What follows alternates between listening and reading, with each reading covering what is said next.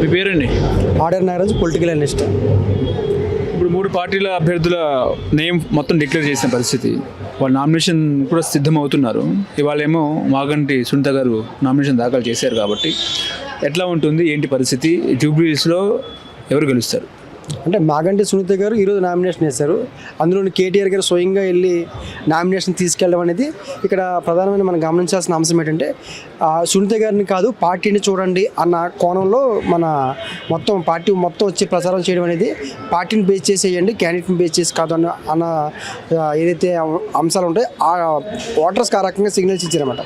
So అదేవిధంగా మనం చాలా గత వారం రోజుల నుంచి డిస్కషన్ ఏంటంటే, మన బీజేపీ పార్టీ నుంచి ఎవరిని ఇవ్వలేదు, ఒకవేళ బీజేపీ ఆగిపోయి బీఆర్ఎస్ సపోర్ట్ చేస్తుందా అన్న వాతావరణం కూడా జరగడం, సోషల్ మీడియాలో కూడా 2 పార్టీలు కలుస్తాయన్న ఆలోచన కూడా రావడం. కానీ ఈరోజు దీపక్ రెడ్డి గారు కన్ఫర్మ్ చేశారు, రేపు ఎల్లుండి ఆయన కూడా నామినేషన్ చేసే అవకాశం ఉంది. ఇప్పుడు నవీన్ యాదవ్ గారు కూడా 17 తారీఖున నామినేషన్ వేస్తారు. సో ముగ్గురు కూడా మనం ప్రధానంగా గమనించేట్లయితే, అక్కడేమో ఒకటేమో సామాజిక వర్గం చూసినట్లయితే ఒకటి కమ్మ సామాజిక వర్గం, ఇంకోటి రెడ్డి సామాజిక వర్గం, ఇక్కడేమో మనకి బీసీ సామాజిక వర్గం. ఈ మూడు సామాజిక వర్గాల్లోని నవీన్ యాదవ్ గారికి బీసీ సామాజిక వర్గం అనేది ఒక ప్రధానమైన అంశం. సో అటు బీఆర్ఎస్ పార్టీకి సెంటిమెంట్ అంటే నవీన్ యాదవ్ గారికి కూడా సెంటిమెంట్ ఉంటుంది. సో సెంటిమెంట్ అనేది కేవలం సునీత గారికి కాదు, నవీన్ యాదవ్ గారికి కూడా సెంటిమెంట్ ఉంటుంది. ఎందుకంటే ఆయన 2 సార్లు పోటీ చేసి ఓడిపోయారు కాబట్టి ఆయన మీద కూడా కొంత సానుభూతి ఉంది. సో సానుభూతి అనేది కేవలం బీఆర్ఎస్కి కాకుండా ఇటువైపు కూడా సానుభూతి అనేది ఉంది. అంటే ఇప్పుడు వాళ్ళేమో బుల్డోజర్ కావాలా, కారు కావాలా అన్న నినాదంతో వాళ్ళు ముందుకెళ్తున్నారు. కాంగ్రెస్ వాళ్ళు ఏమో 40% రిజర్వేషన్ అనే నినాదంతో వాళ్ళు పోతున్నారు. అంటే మరి హైడ్రా ఎఫెక్ట్ కూడా బాగా కనిపిస్తుంది ఆ సిటీలో, అందుకే ఆ నినాదం ఎత్తుకున్నారు బీఆర్ఎస్ అంటే ఏం చెప్తారు? అంటే హైడ్రా అంశం ఏదైతే ఉందో అది ప్రధానమైన అంశం. అయితే ఈ జూబ్లీహిల్స్ నియోజకవర్గంలో ఇప్పుడున్న ఉప ఎన్నికల్లో అది అంత ప్రభావం చూపిస్తుంది అని చెప్పి నేను అనుకోవట్లేదు. కానీ హైడ్రా కాంగ్రెస్ పార్టీ గెలిచినట్లయితే మాత్రం ఖచ్చితంగా హైడ్రా అనేది ఎక్కువ ఇక్కడ విస్తరిస్తుంది. హైడ్రా అనేది ఇల్లు కూల్చేయడం కానీ లేకపోతే ఇలాంటి సంఘటనలు ఎక్కువ జరుగుతాయి. కాబట్టి మీకు ఆ యొక్క ఏదైతే అంశాన్ని పే చేసుకుని మొన్న జూబ్లీహిల్స్ నియోజకవర్గంలో కార్మిక నగర్లో పెట్టిన మీటింగ్లో ఈ యొక్క బీఆర్ఎస్ పార్టీ ప్రధానంగా చేశారు. ఆ తర్వాత నేను పబ్లిక్ పాలసీ తీసుకున్నాను, 10 మంది ఆటో వాళ్ళు తీసుకున్నాను. అందులో 6 ఒకవేళ కాంగ్రెస్ పార్టీ గెలిస్తే మా ఇల్లు కూల్చేస్తారేమో అన్న ఫీలింగ్లోకి వాళ్ళు వెళ్ళిపోయేలాగా ఆ స్థాయిలో ఆ అంశాన్ని తీసుకున్నారు.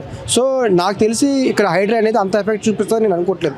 కానీ రేపు ఈ హైడ్రా అనేది రేపు కార్పొరేషన్స్లో సార్వత్రిక ఎన్నికల్లో ఇది మాత్రం ప్రభావం చూపిస్తుంది. కానీ ఈ జూబ్లీస్ ఎన్నికల్లో మాత్రం బీఆర్ఎస్ పార్టీ వాళ్ళని అంటే ఇటువైపు ప్రధానంగా టార్గెట్ చేయడానికి పెద్దగా ఏ అంశాలు లేకపోవడంతో హైడ్రా అంశాన్ని బీఆర్ఎస్ పార్టీ ఎత్తుకుంది.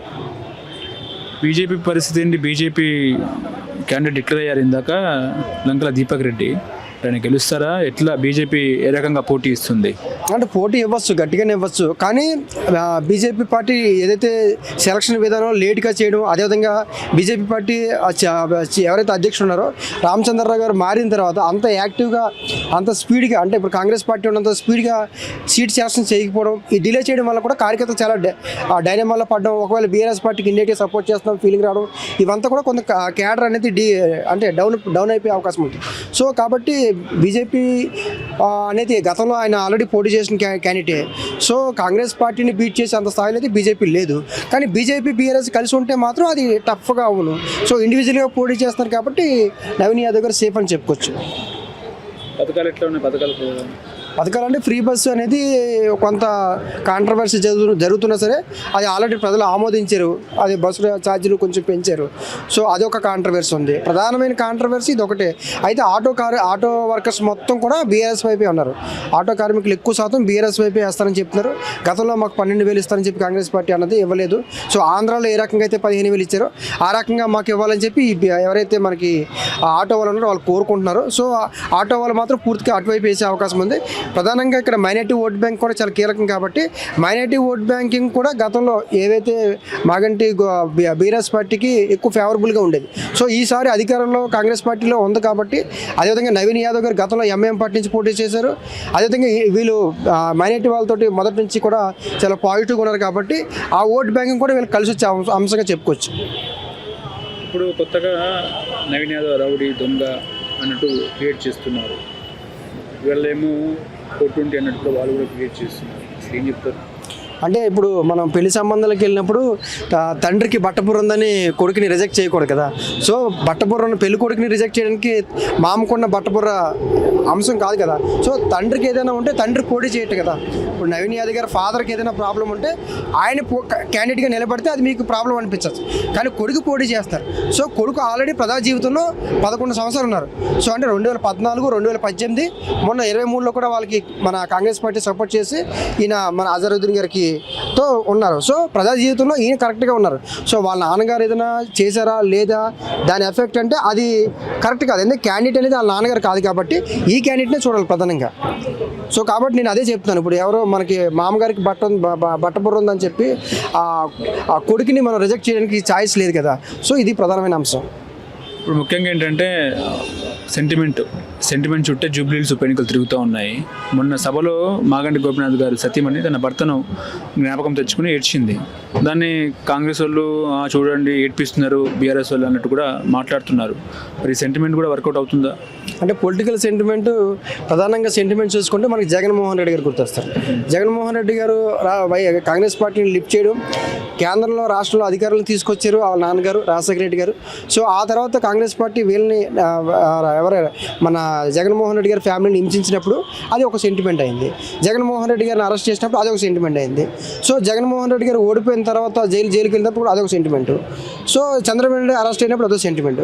సో సెంటిమెంట్ అనేది ఆ రకంగా ఉంటుంది. అంతేగాని ఇప్పుడు భర్త చనిపోయిన తర్వాత ఖచ్చితంగా ఆ సెంటిమెంట్తో గెలవాలి అనుకుంటే మొన్న సాయాన్ గారి ఎలక్షన్స్లో కూడా జరగలేదు కదా, గద్దర్ గారి కూతురు గారు కూడా గెలవలేదు కదా. సో రాజకీయాల్లో పబ్లిక్ కూడా ఏం ఆలోచిస్తారంటే ఈమె కూడా అడ్మినిస్ట్రేషన్ చేయగలుగుతారా, అంటే రాజకీయాన్ని రాణించగలుగుతారా లేదా అన్న అపోహ కూడా ఓటర్లో చాలా ఎక్కువ ఉంది. సో ఆ అంశాలు కూడా చాలా ఎక్కువ ప్రభావం చూపిస్తాయి. ఇప్పుడు శర్మిల గారు ఉన్నారు, కవిత గారు ఉన్నారు, వీళ్ళందరూ కూడా రాజకీయాల్లో ఆల్రెడీ మొదటి నుంచి ఉన్నారు.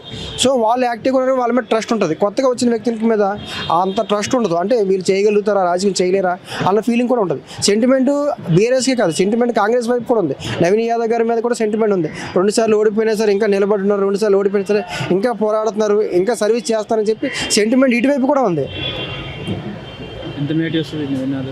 అది ఖచ్చితంగా ఇంకా చెప్పలేము. ఇంకొక 2-3 రోజులు టైం పడుతుంది.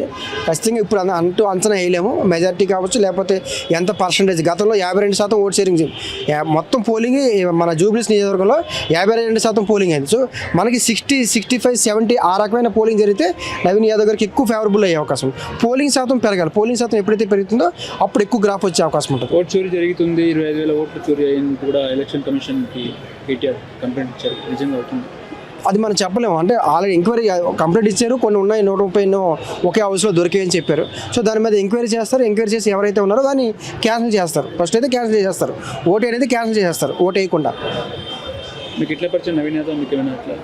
నాకు పరిచయం కదా, మా మామయ్య వాళ్ళకి తెలుసు. నేను ఒకప్పుడు యూఎస్ఎఫ్ బోర్డులో ఉండేవాను కాబట్టి ఆ రకమైన పరిచయం. మాతో చుట్టాలు తెలుసు.